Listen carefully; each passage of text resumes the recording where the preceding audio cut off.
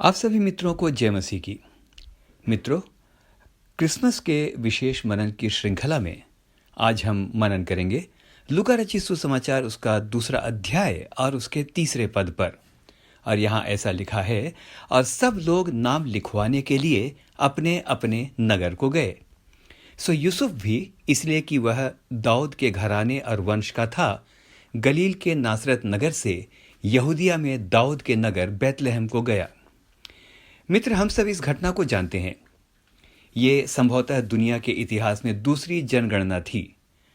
पहली जनगणना तब हुई थी जब राजा दाऊद ने अपनी प्रजा की गिनती कराई थी। जरा सोचिए मित्र, इतनी बड़ी जनगणना में लोगों का क्या हाल हुआ होगा। भीड़ की भीड़ अपना नाम लिखवाने अपने अपने मूल पिता के स्थान को चली जा रही थी। बैतलहम भी खचाखच भरा हुआ था।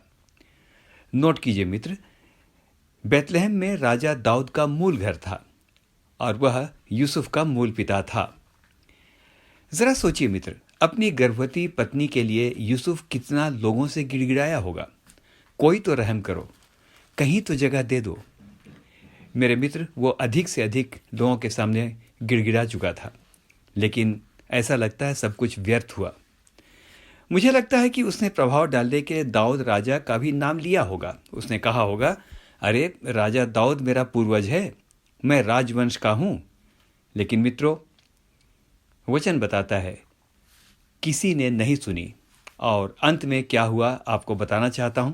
लूका 2 और उसके 7 में लिखा है, और वह अपना पहिलौठा पुत्र जनी और उसे लपेटकर चरनी में रखा, क्योंकि उनके लिए सराय में जगह न थी। मित्र, क्या यह बात बड़ी अजीब सी नहीं लगती? यूसुफ और यीशु को भी अपने मूल पिता के स्थान में जगह नहीं मिली। मैंने क्यों कहा यीशु को भी? क्योंकि यीशु को भी दाऊद की संतान कहा गया है। यीशु तक को जगह नहीं मिली। राजाओं के राजा, प्रभुओं के प्रभु तक को जगह नहीं मिली। मित्रों, यूहन्ना 1 और उसके 11 में इस प्रकार से लिखा है यीशु के बारे में, वो अपने घर आया और उसके अपनों ने भी उसे ग्रहण न किया। जी हाँ मित्रों, ये दुनिया का उसूल है। ऐसी स्थिति में मुझे एक पद याद आता है मित्रों। मुझे विश्वास है इस पद के द्वारा आपको भी आशीष मिलेगी। यीशु ने कहा यूहन्ना 14 और उसके 2 में, मेरे पिता के घर में बहुत से रहने के स्थान हैं। यदि न होते तो मैं तुमसे कह देता, क्योंकि मैं तुम्हारे लिए जगह तैयार करने जाता हूं।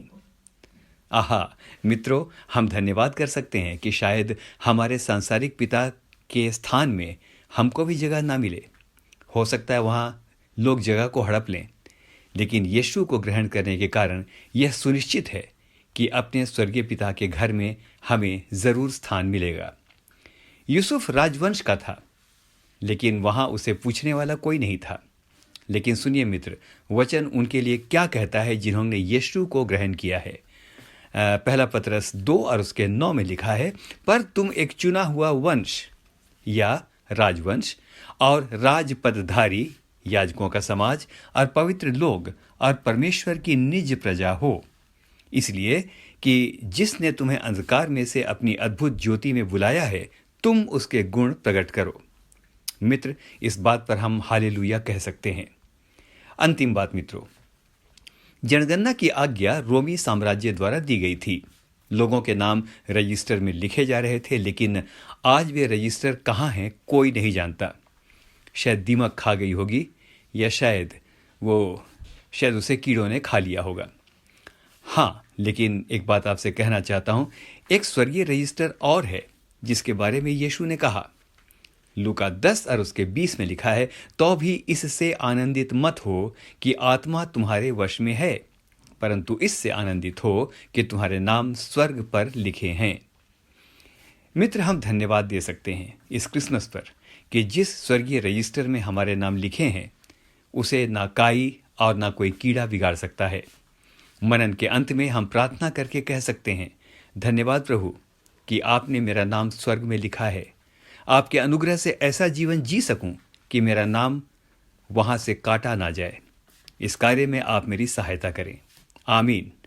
आप सभी मित्रों को बड़ा दिन बहुत बहुत मुबारक हो। ईश्वर आपको बहुतायत के साथ आशीष दे। आमीन।